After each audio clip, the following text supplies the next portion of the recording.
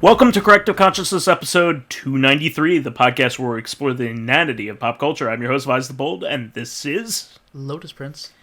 And we got another wonderful show here for you. This episode I kind of have been in my free time have been exploring some classic anime and manga that I had never experienced before. Actually, it's kind of like with video games where we're getting like a lot of English translations, official English translations of like video games that we had never gotten here before. We are kind of seeing an influx of classic anime and manga being like faithfully translated, when they had never really been before, or if they were, they had gotten like a bastardized version of that. So it's kind of a newish phenomenon, but I had just kind of dived into some of the stuff that's always kind of fascinated me. Like, I always heard about like the Devilman OVA and how crazy Devilman OVAs and how crazy they were. I had gotten kind of like an underground looking DVD of that from a friend and had watched those and watched like the crazy violent nature of it. But we had never really gotten the manga, and they put it out in English recently, within the last like 3 years or so, as like the Devilman like classic collection. And I just thought it was really fascinating. I think there's a like Devilman has gotten popular again. Like out of nowhere. Well, not out of nowhere, Well, because yeah, like, I was gonna say they might be bouncing off of the popular newer series Devilman Crybaby. So that's this correct. Could be like, well, this is where it all began, that kind of thing. So yeah, the newer Crybaby series is a retelling of the original story, but in like more modern setting. As far as I know, I haven't watched it yet, but the original manga takes place in the late 70s, and you don't really expect a super dark manga from that era. You just don't. Like, I guess maybe my opinion of things is based off of, like, what comic books were like in the 70s, and a lot of people say that that's when comics were kind of cheesy. Like they didn't get good until like really good until the late 70s and 80s. So like I don't know, I guess I just didn't expect like a deep like kind of troubling manga from that era that was actually pretty popular over in Japan. And like it has nudity, it has dismemberment in it, it has like all kinds of crazy stuff going on, and also the art kind of is really interesting. It has a very simplistic look to it initially. It kind of like almost looks like Otomo's like art style, like like Astro Boy, like a kind of like very simplistic and cartoony. And then it like goes wild, and like there are like all these like lavish paintings later on in it, and it's just really nuts. And then like the art gets more and more complex as time goes on. It almost seems like a almost like a rope-a-dope. Like they wanted you to, or maybe it was intentional, because like I don't think it was done over the course of a really long time. There's only like basically 2 big volumes, so it was probably written over the course of like maybe 3 years or so. And I just thought it was like super super interesting that like he just like the mangaka just like completely like develops in his art style in a relatively short amount of time. I think it's almost as if it was intentional. Like it starts off simple, and then as time goes on, as the story gets more complicated, his art gets more complicated.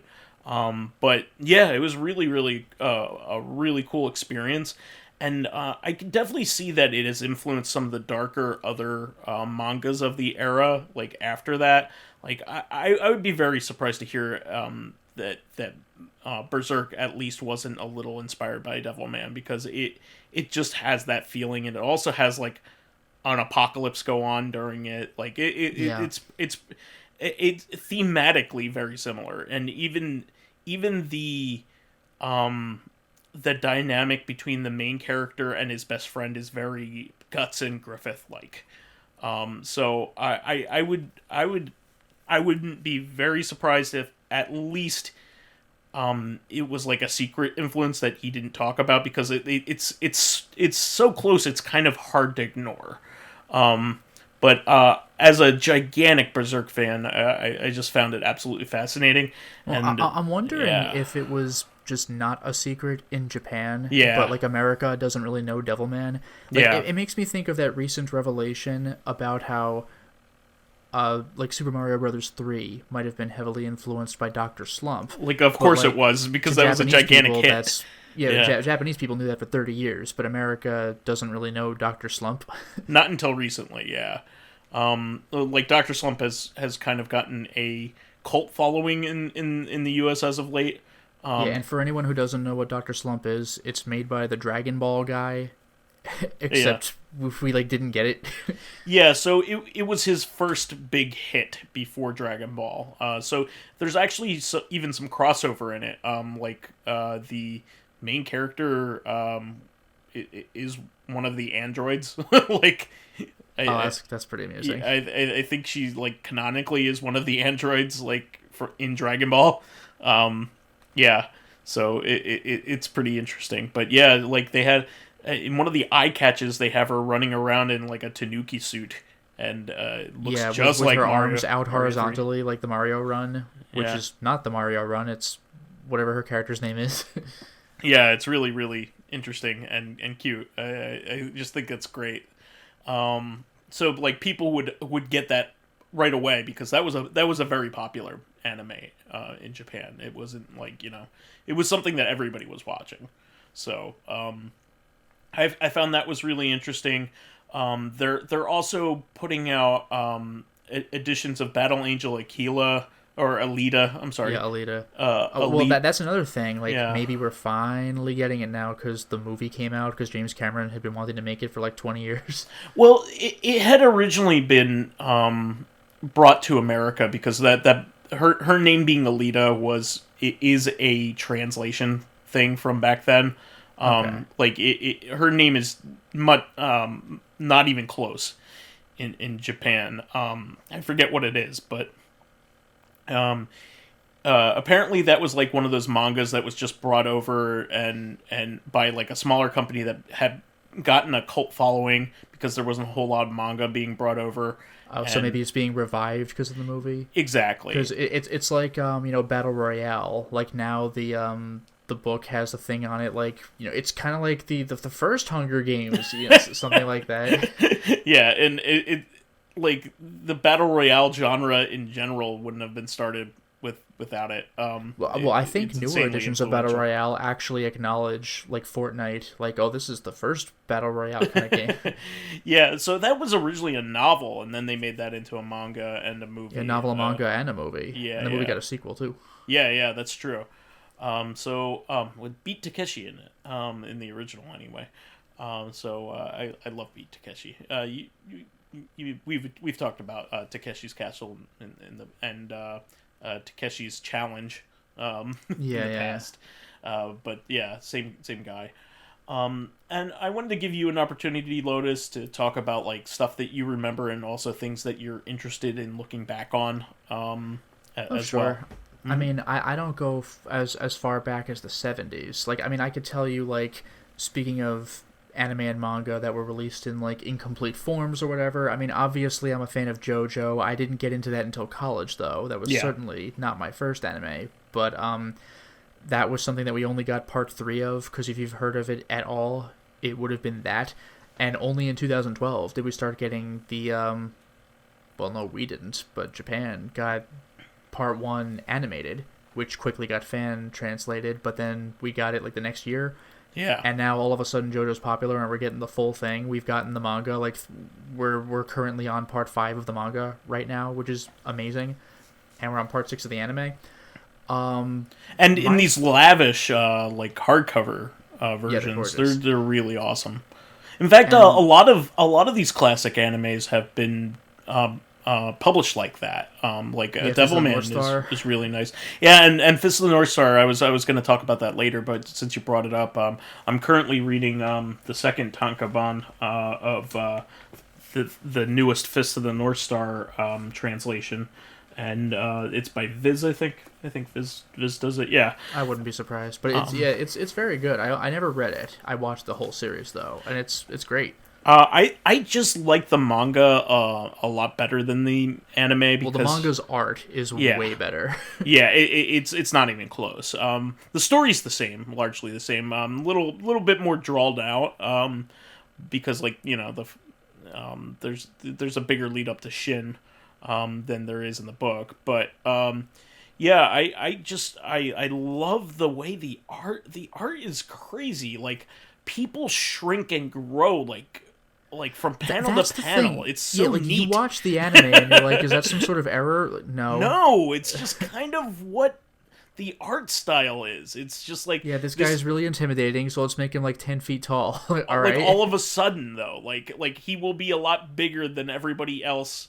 Like all of a sudden, it is inconsistent. Like by design, I think it's by design. Yeah, no, absolutely. All of a sudden, the bad guy can hold a child in one hand. Like, yeah. Like the first scene in the whole thing. Yeah, you're like, what? Yeah, and it is not by mistake. It is absolutely a choice, and it's just there's nothing else like it. Like I've never seen manga art or even any comic book art that is like that, where it just constantly changing perspective on purpose to suit how menacing the character is from one moment to the next. And going back to JoJo, by the way, part 1 of JoJo was heavily influenced by the art of Fist of the North Star, to the point where the main character, Jonathan Joestar, is just Kenshiro. Yeah. He just looks like him. Same body type and same head. Yeah, like, like everything. They're like Rob Liefeld before Rob Liefeld. Like, they're huge. These characters are fucking huge. Even Dio. Like, you picture Dio, like, he's strong, but he's, like, cool vampire. But he's fucking built in part 1. What I find pretty hilarious about, like, Fist of the North Star and the body type of Ken is, first of all, they named him Fist. Like, that's so on the nose. But anyway, or Punch. Right? Ken is Punch or Fist or whatever. Yeah. Which is hilarious in itself. But it's like Tekken, right? Like the Iron Fist tournament, but that's what Tekken means. Yeah, exactly. But I just find it hilarious that he is fucking jacked, but he's also living in the apocalypse. Like, and he's starving and like dying of thirst constantly, but he's still jacked as shit. That's also inconsistent, and like, exactly. that anime's or the anime manga. I don't know if the manga does it, but like they contradict it contradicts itself sometimes with just weird bullshit like that, and like they just bring in arbitrary things for no reason. Like my Hokuto Shinken techniques have made me immune to all poisons. It's like, what? Yeah, like he'll just like JoJo does this too, but JoJo, it's more to comedic effect a lot of times, but like it like all of a sudden the character like knows how to has a special trait that they never mentioned before. Oh yeah. We talked about this on the phone before, but yeah, in JoJo Part 3, there's a guy, Rubber Soul, who has the stand Yellow Temperance, and his gimmick is he can like just disguise himself as other people. Mm-hmm. And one of the things he did just by habit was he would always like, you might have even seen this as a meme on YouTube, but he just like sticks his tongue out. He's got a super long tongue and just goes little. And it's such a bizarre trait for him to have. And they finally beat that guy. Like, the guy had disguised himself to look like Kakyoin, one of the primary characters. Yeah. They finally beat this guy up. They take him out. He was a real challenge. He was like a legitimate challenge that they had to like threaten their way out of, because they couldn't get out of it normally. But then after all is said and done, they're like, time to get back in the car and go on our next adventure. And then like Kakyoin notices a cherry and he's like, oh, a cherry. Look at this. And he holds it over his tongue and goes, little. He's like, never done that before. And Jotaro's like, oh, nani? And like, that's just how the chapter is. It's like, well, it's so stupid. The kind of stuff that I'm thinking of in particular is like, Ken all of a sudden has nunchucks, like, in his back pocket. He only ever uses them a couple times. But, like, he had them all of a sudden in his back pocket. Like, they showed up. Like, they weren't there, like, a page before. But now he has them. Yeah, like, you don't see them sticking out throughout the whole manga. Time to finally use them. Like, he just has them one day. They're, like, sticking out of his back pocket, like, right before he's about to use them. But that's great. it. And it's just like, what, did these just grow there? Like, where did he get these? It's amazing. It's just like, no, like, you could clearly tell, like, Bronson was just sitting there like, no, I'm gonna make him do some Bruce Lee shit. So all of a sudden, it's like Jotaro. Like sometimes he just has cigarettes. Like, all right. It would look cool if he smoked right now, so he's gonna do that. Yeah, exactly. So, I just find it fascinating, and what's good about this is I'm like keeping up with the releases, so I don't have to buy like too many at one time. So like, you know, like I'll get one every time. I'll pre-order it every time, you know, Amazon has it up. So, but that's what I've been doing with JoJo. I'm just JoJo. I fell behind, and that was a mistake because now I have to buy a whole bunch at once to catch up. But I might be like 2 volumes behind for part 5 or something. Yeah, I just got my final volume of part 2. And part 2 is my favorite. Yeah. Which is really kind of part 1. Part 1 and part 2 are kind of like one big part. Like there's a time skip, but part 1 is so short. Yeah, that's true. I do have part 3 already because I did collect it. You get the old paperbacks? Yeah, the old paperbacks, but I think I kind of want the newer ones. For cohesion. Yeah, for cohesion, and also like they just look nicer. But I did like the paperbacks at the time because I don't know if people know about this, but when it was originally like coming out, it almost didn't get finished. Almost all it almost stopped like before it got finished. So like I'm glad that they did do that, but probably due to fan demand. But now it's way more popular because of the anime, and the anime is really a really good adaptation. I'll admit that too.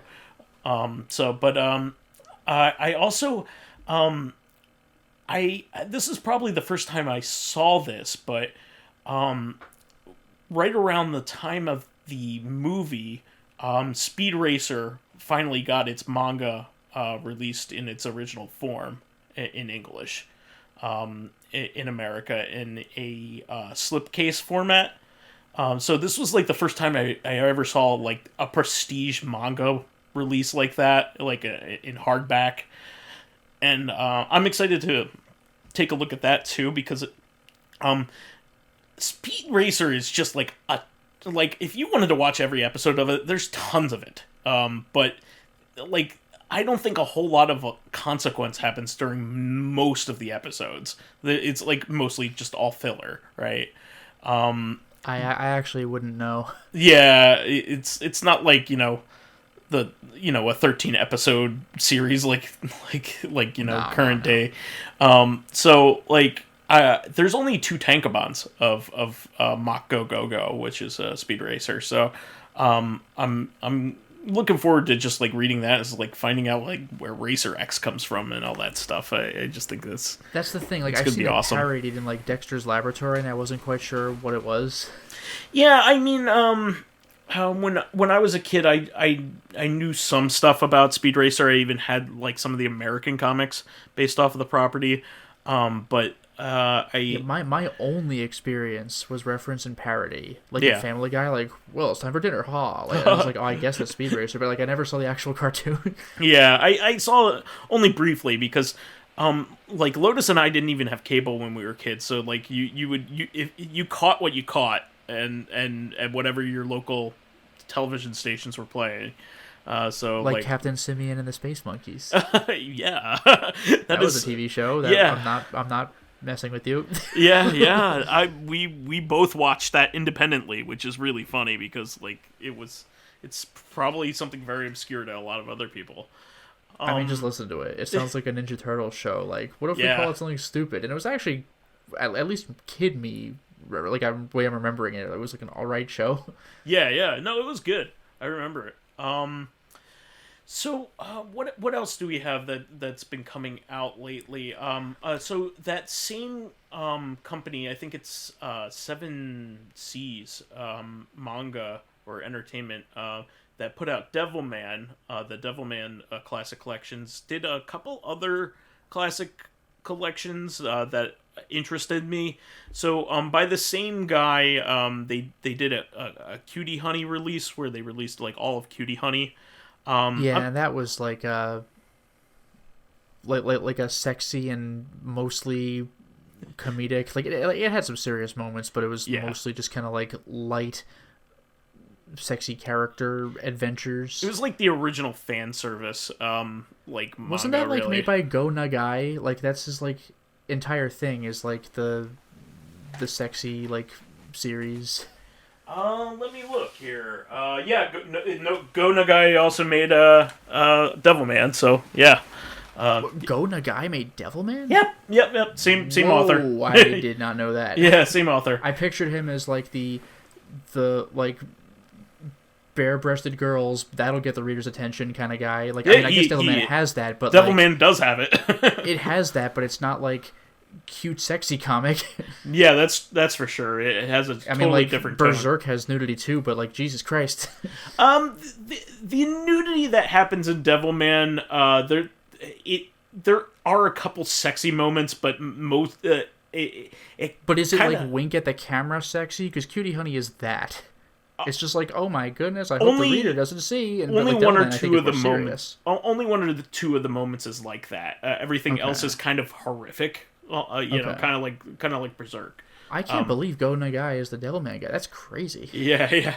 I think he's making he's still like involved in the Devilman franchise. Which is you know what it makes me think of. Yeah. Is how I forgot the author. I'm sorry, but you know how the person who did Ghost in the Shell just does hentai now. Oh yeah, and it's really disturbing hentai. Yeah, but it makes me think if you've been following the hentai the whole time.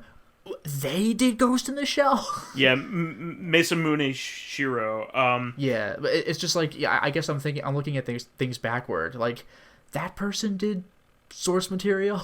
Yeah, it's really crazy, and I was gonna bring up that the other collections that they are that same company is bringing out. They are doing a Captain Harlock. They did a Captain Harlock classic collection, and I've always been trying to follow that universe in anime form, and it's not easy because it's so expensive. Yeah, so I think there are three main franchises in that universe. There's Captain Harlock, Galaxy Express, 3-9, and Battleship Yamato, I think, is included. I guess Yamato as well, but there's also Queen Emeraldas. Oh, okay, so there's four. Yeah, I think Queen Emeraldas is a bit smaller. Like Yamato is the one that really took Japan by storm. So like that's one of those like there are certain series that like Americans are like this was a seminal series, like Batman the animated series. For Japan, it's Battleship Yamato. Like I haven't seen it.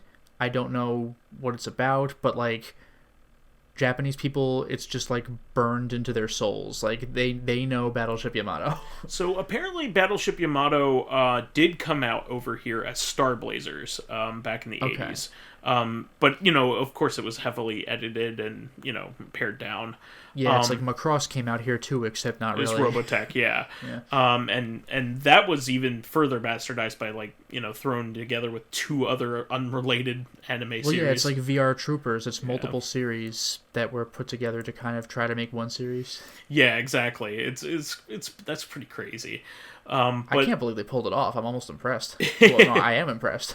Yeah. I have on order 3 large prestige hardback manga collections of Captain Harlock, so I can read it all. I've seen really the whole. Looking forward to that. I've seen the base anime series and 1 or 2 of the OVAs and like the new CG movie, and I'm currently watching with a friend, because we've been watching we're trying to just catch all that lore. Where we're currently watching Galaxy Express 39. We're on episode like 89 or 90 or something out of. Oh wow, there's a lot like of that. 120. Yeah, there's 110 or 120 episodes, something like that. So, apparently the same company also did a volume of Battleship Yamato, but apparently, I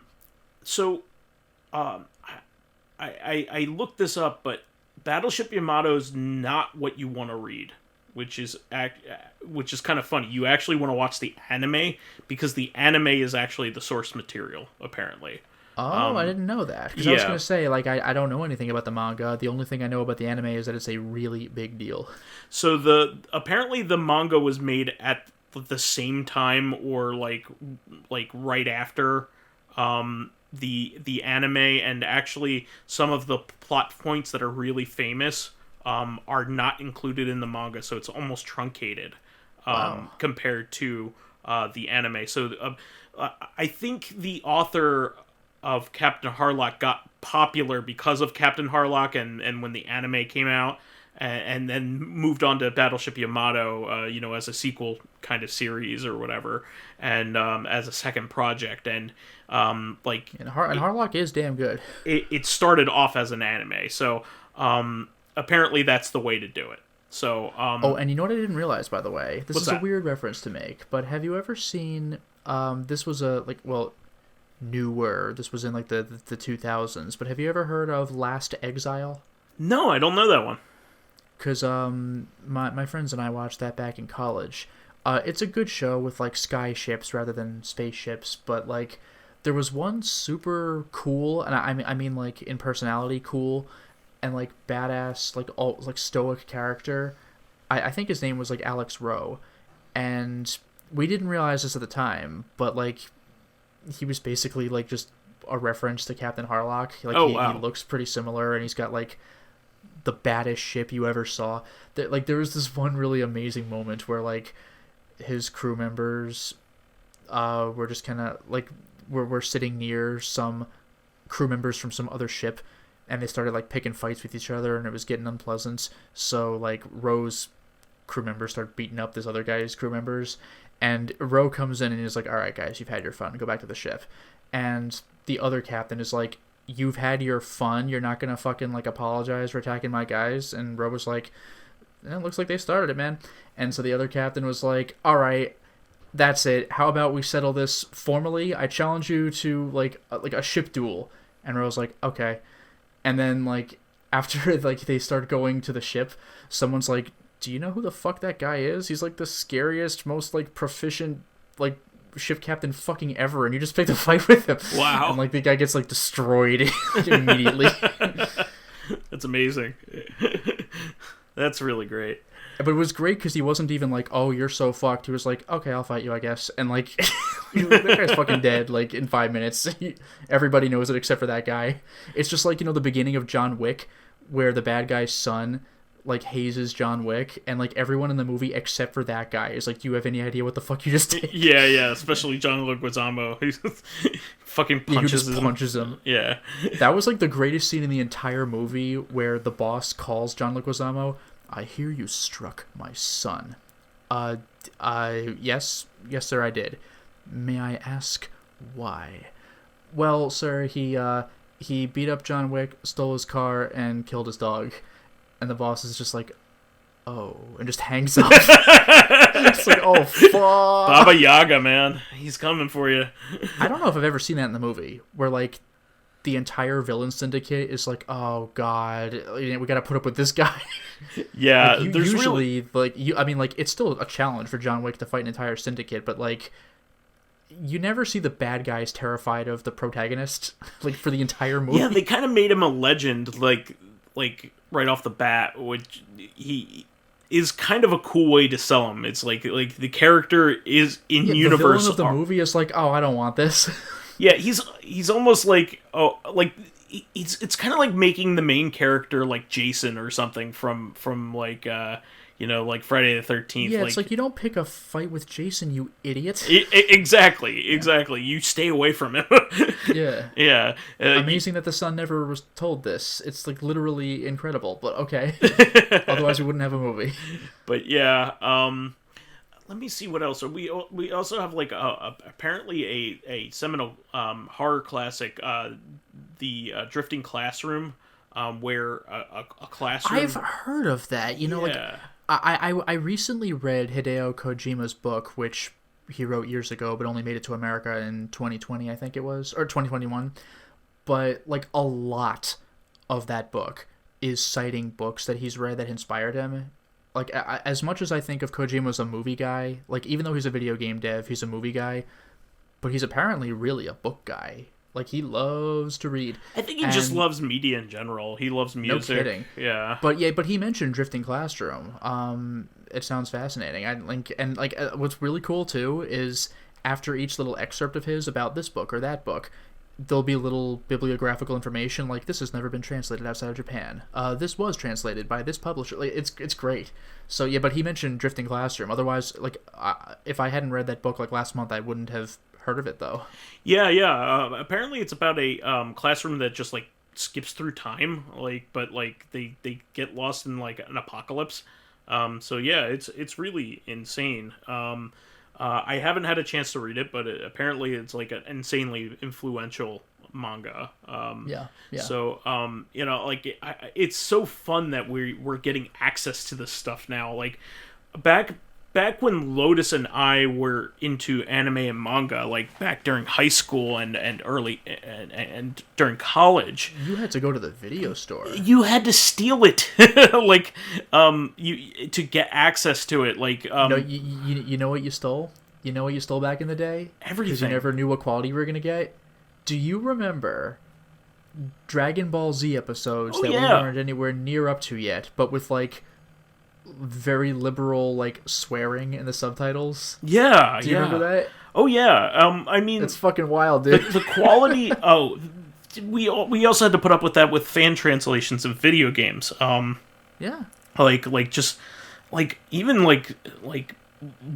homophobic and racist jokes strewn through things as well. Or even just making it edgier than it otherwise was. Yeah. Like I saw oh god, I forgot what I forgot what game it was, but there was some like Super Nintendo looking game or whatever that I've been reading. Like the current thing I'm reading now is the Hardcore Gaming 101's like the JRPG, like that it's giant wonderful fuck off book. Yeah. But there was one screenshot of something, it might have been like Tales of Fantasia or something, like before we officially got it, where like one of the dialogue bits was like, oh, this girl looks like a more proper lady, but I'll bet this other one fucks like a tiger. And I'm like, there is a 0% chance that that's what the Super Nintendo game 0%. Said in Japan. Yeah, 0%. Yeah. Even the fucking tone is wrong. Yeah, like I mean, like the core of the message is probably like in there, but that's not what they said. There's no fucking way. But it'd be so cool to like teenage you if you found that. It's like, that's not how it is though. It's basically translated by people that were like only a little bit older than us. Yeah, so they still had juvenile humor, and all that kind of stuff. Yeah. And there was no standards back then. They didn't have like editors telling them, hey, no, you can't put out something like that. I mean, you even had to deal with things that were like poorly like machine translated for back then. Like machine translation now is a lot better. It's not perfect, but it's a lot better. No, you know what my favorite is? That this is kind of rare. Yeah. But like if you really want to get your fan translation out day one, like before any other translators do, then like for an anime episode, you just literally transcribe the manga, and if you're inaccurate, then oh well. This is about what they said, and it's fine.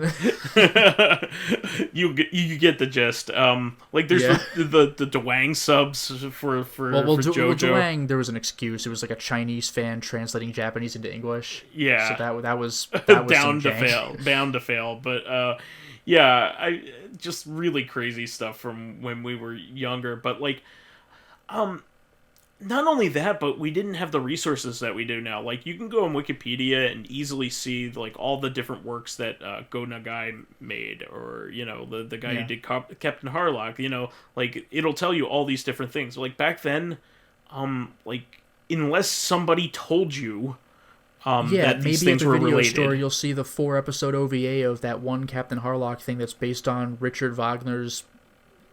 What is it called? That play? Zaspruk Zasthura? No. Oh, God. The Rings of Power? Are you talking about the Rings of Power? Okay. Yeah. It's basically what like Lord of the Rings is based off of. Adaptation of that. Yeah. Wow. Believe that or not. Wow, that's crazy. Just like there just wasn't information out there. Like you'd have to go on the people's word, and you know, is inaccurate, or people would just lie to you. I remember people. You don't know. You can't read Japanese. People back when I was a kid used to tell me all kinds of stuff. Like, you know, like I beat this Jurassic Park video game, and you know, you went off all these jumps with this Jeep, and it's like there's no game like that. Like, well, you know what's great is the Jurassic Park Genesis game where you could play as a dinosaur and just kill the fucking humans. That sounds like a lie, and it's just like a basic thing you could do. No, and I think my favorite was when someone told me about Sonic the Hedgehog 3. Oh, if you get all the Chaos Emeralds, then you could get them again, but they're Hyper Emeralds, and you could turn into not Super Sonic but Hyper Sonic. Like, yeah, obviously sure, that's fake, and it's 100% true. There was a lot of stuff going on with Ocarina of Time as well. Like get the silver saddle so you can actually beat the postman in his race.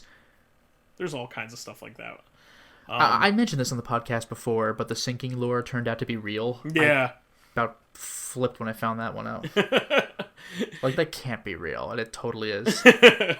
I think I mentioned this before, but did you ever cast your fishing line as an adult at the proprietor of the fishing pond? I don't know that one. Yeah. When he's wearing his hat? No. You ever pull his hat off his head? No. Yeah, you do, and you reveal that he's bald, and he gets super mad at you, and he makes you, like, I think it might be like 50 rupees. He makes you pay him for, like, fucking with him. Give me back my hat and fucking pay me. It's great. How did they even know that you would do that? That's so funny. Yeah, this is an N64 game. Like, of course they had that. Well, there are plenty of others to talk about here. I mean, we didn't even get to some of I wanted to talk about Parasite because there's an interesting story with what happened with Parasite. Apparently, and I was considering mentioning Slayers, which is a 90s thing, but that was my first anime ever. Yeah, we can even do another one of these in the future because I'd love to. A lot of the stuff that we just loved are classics now. Like, even Death Note's a classic now. It's 20 years old or whatever, 15 years old. You know what's weird is, you know how we bought the JoJo OVAs back in college? Yeah. Like the secret OVAs that don't exist anymore? Sure. If you look at the promotional material, there's a thing for, like, the upcoming manga, Death Note. Like, look out for that. And it's like, oh, wow. So quaint. Oh, what's Death Note going to be? Yeah, I mean, I bet it's going to be in Castlevania Judgment. I bet that's what it is. Now it's, like, one of the most, like, influential, like, and remembered manga it's up there. Of its era. To the point where it got an American Netflix adaptation. Yeah, no, it's up That's there. A big deal. Yeah. But, we should move on to fan stuff while we have the time here. Yeah, we got a couple comments. School Filmer has 2. What 3DS games need to be preserved? I have no honest answer for it, unfortunately. Actually, I do have one. Yokai Watch 3, because its cartridges were quite limited. Yeah, they really were. Yeah, and that was popular, too. I don't understand what happened there. Yeah, the third game was like a secret physical release. I do want to get the Repentance DLC for Isaac Afterbirth Plus, but I have one more thing to do as the Lost, so that I can get the Godhead. Defeat Ultra Greedier. Oh, fuck off. You know what I did to beat... actually, I don't remember how I beat Ultra Greedier. I could tell you how I beat Ultra Greed. Is I played Greed mode as Azazel, which is like easy mode, and I found a trinket, which, if you die, you resurrect as the Lost. So I made it up to the final boss, died, came back as the Lost, so I already skipped like the entire mode now. Now I just have to beat the boss. And then I got like Chaos card. It's a wink at Chaos Orb from Magic the Gathering, where you throw it and whatever it hits it destroys. Oh wow. So I threw it at Ultra Greed and he's fucking dead. In one shot, huh? Yeah, so I played as the Lost for like 15 seconds. That's amazing. That's so cool. I think I beat Ultra Greedier legit, though, because by that point, I had way stupider powers. It's amazing. So yeah, it's quite a daunting task, but I did whittle him down to half health twice, thanks to the 9 lives of the dead cat. Yeah, what sucks about dead cat, though, is it boots you back to the previous room. So, like, you could try again, but, like, you have to do it over. You don't respawn right there, which is unfortunate. Yeah, and don't you only have, like, 1 heart? Yeah, but when you're the Lost, that doesn't matter, because you always have 1 heart. Oh, okay. So, like, 9 lives is pretty scary for most characters, but for the Lost, it's just try again. That makes so sense. There's no reason not to get it. And then the other School Filmer comments, another part of having updated games I haven't played in a long while is finding out what might be new. For example, when did Death Road to Canada have stamp users? Yes, that goes where you think it's going. It's that kind of reference. Hey. Oh, wow. And the twins are going to get a kick out of that. Nice. And then Living Corpse has 2 comments. One of them was real quick. Remember how he mentions Morpheus was fighting the albino twin, and then an agent shows up, and they're both like, oh, fuck, and they start shooting at him? Yeah. A part that I don't know if I ever noticed. A Living Corpse mentions that Morpheus fires at the agent, but the albino twin, like, holds his gun hand and helps him aim properly. Like, I don't know if I ever noticed that, because I was paying too much attention to the agent doing his dodge move, like, from the first movie. Wow. I didn't realize there was a direct assist. That's pretty cool. And then the other comment. Last July, Arc Flash Labs made a working shoulder-fire coil gun called the GR1 Anvil. A railgun uses magnets to push a projectile out. A coil gun uses magnetized coils wrapped around the barrel to pull the projectile out. Right now, it's as powerful as a crossbow, so this isn't a toy. It will kill you. It's still in its infancy, and everyone I know was like, meh. We're living in the future. No one gives a fuck. One cool thing they talked about is they're working on something they call magnetic rifling to try and use the magnetism to impart spinning on the projectile to stabilize it. Damn, wow. That's crazy. And yeah, I remember railguns where magnets using a projectile out. That was a plot point in Metal Gear Solid. Like, Metal Gear Rex technically does not count as a nuclear device because it's a railgun. Yeah, that's crazy. And then for our question, Fakafon asks, have you ever experienced a scene like the burly brawl with the Smiths in The Matrix, like in Matrix Reloaded, you know, the big parking lot fight scene or basketball court fight scene? Have you experienced that in other movies or media? Like, I know Muso type games are kind of like that, but just a fight that you're in the middle of and it's a barrage of enemies coming one after the other? Yeah, there's a moment like that in Yakuza 5 where Kiryu's like, I'll fight all you motherfuckers right now. Actually, Fakafon, you yourself did like a bit of art for that, because it was just like when Kiryu just dodges like a fucking rocket shot at him, he just casually steps sideways and dodges a fucking rocket. One of my favorites, Kill Bill Volume 1. Yeah, the Crazy 88. Yeah, the Crazy 88 fight is very similar. Yeah, just taking out everybody. Also, Lost Judgment has a scene like that where I think it's literally 100 guys. Yeah, well, Shenmue does as well. Yeah, Shenmue has 70. Yeah. Although it's a lot less chaotic. It's crazy that they pull off 70, but there's like 2 or 3 at any given time. Lost Judgment, it doesn't do a fucking 100 at once, but it's a bunch at once, and you're like, You know what? Oh, you know what's a good one, actually? Oh, what's that? The final shot of The One, where everyone's running up the pyramid, and he's just like, kick you off. I mean, he does have the advantage. He is on at the top of that pyramid. He's got the high ground. Yeah. Oh, and also, this is a weird thing to bring up. It almost counts. The Blues Brothers 2000. It's not a fight, but it's a chase. The cars. Where there's so many cars that it's so stupid. It's just funny to me. Yeah, they're just like piling car after car after car. Because I know the first Blues Brothers, like, what a chase scene at the end. But in 2000, they're like doing jumps so fast it just looks like someone's just chucking like model cars, and it's just a funny visual to me. What I was gonna mention is you ever see the Peacemaker? The one where they have that like continuous shot all the way up this one ramp where this guy's like fighting. I think it's Tony Jaa. Tom Young-gun. Yeah, I've seen that scene. Yeah, that that's not like it's not quite burly brawl, but the fact that it's all in one shot and he's throwing guys like off like 2 stories is fucking bananas. Yeah, he's just going up this ramp like in this conical building. Cylindrical building, and just like just wrecking this entire place. I just love that. It's amazing. You know what's also good, actually, is Kung Fu Hustle. Oh, yeah. When the guys, when you all realize, like, 3 or 4 guys are all martial artists, and they just wreck the Axe Hand gang toward the beginning of the movie. Yeah, Kung Fu Hustle is great. I love that. Yeah. I'm trying to think of just, like, comical amounts of guys running at you, though. Yeah. I don't know. God Hand has kind of that thing going on, too. A little bit. Yeah. It's like all these guys coming at you. Oh, that's fun. It kind of makes me think of Serious Sam as well. It's just like this hordes of guys. Yeah, like Painkiller. It's just like arena with giant or amounts of guys. Smash TV. Smash TV's like that. Oh, that's a good point. Yeah, Smash TV and Robotron are very good. Like, oh man, how do I deal? Or Crimson Land, where there's just 1,000 dudes. Crimson Land's great. I recommend that. That's underrated. It is. It's a solid title. Yeah, that was really good. Oh, what else is... I know there's got to be more than that. I mean, of course there's the Muso games, which were already mentioned by Fakavan himself. I'm trying to think of, like, movies. Oh, you know what? The big hallway scene in Oldboy. Oh, yeah. Mm-hmm. Where he just fucking destroys people with, like, a hammer. Apparently, that Kung Fu game that just came out has an homage to that. Oh, Sifu? Sifu, yeah. Yeah, I gotta play that. Yeah, I'm looking forward to that as well. Also, like, zombie movies kind of have, like, horde, fights true. like that, too. Like, Shaun of the Dead has kind of a scene like that, especially towards the end.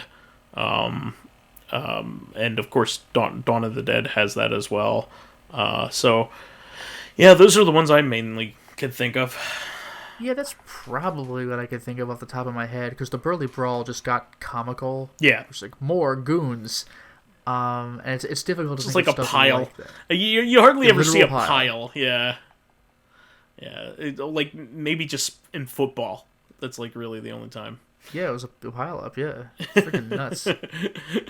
All right, well, I think we answered that pretty good. So, we want that is the show for this week. We want to thank all of our fans who contributed questions. Please keep us supplied with awesome topics by submitting questions of your own via the YouTube and SoundCloud pages. While there, please give us thumbs ups, likes, and 5-star ratings on iTunes. It helps promote and spread awareness of the show, and any bit of encouragement helps keep the show going. You can also catch us on Tuesdays on our sister podcast, Corrective Consciousness, the in-depth look at this week in our lives. Finally, you can friend me as vysethebold on pretty much anything. Just give me a heads up, let me know who you are. And you can follow me on my YouTube channel, Lotus Prince. You can hit me up on Twitter at Lotus Prince. And finally, if you are interested in seeing my videos early, getting in on exclusive live streams, you know what I started recently, Vice, for my exclusive live streams? What's that? Armored Core 2 on the PlayStation 2. Look at those improved graphics. I actually would love to watch you do that, because those games fascinate me. Do you know how many Armored Core games are on PS2? PS2? Yeah. So it's Armored Core 2, and then Armored Core 3, and then 4 and 4 Answer. Nope, those are PS3. Oh. 4 and 4 Answer are PS3. Oh, so it's 3, and then there's a couple spin-off games. So I'm gonna say 4. Oh, there's more than a couple. Really? Okay. Yeah, there's 2. There's 2 Another Age. Yes, there's that's 3. right. There's Silent Line Armored Core. Silent Line, yeah, I remember that. There's that. Ninebreaker, there's Nexus, and there's Last Raven. So there's fucking 7. Did we get them all in English? Actually, it's funny you should ask that. Those are specifically the ones we did get. Japan got Formula Front, but we did get that, but as a PSP title, Japan got the PS2 port of that. Gotcha. But the real game to play is Formula Front International, which is PSP only, but it's got extra content. It's Japanese only, but it was supposed to be released internationally, so it has English support. Oh, okay, that's good.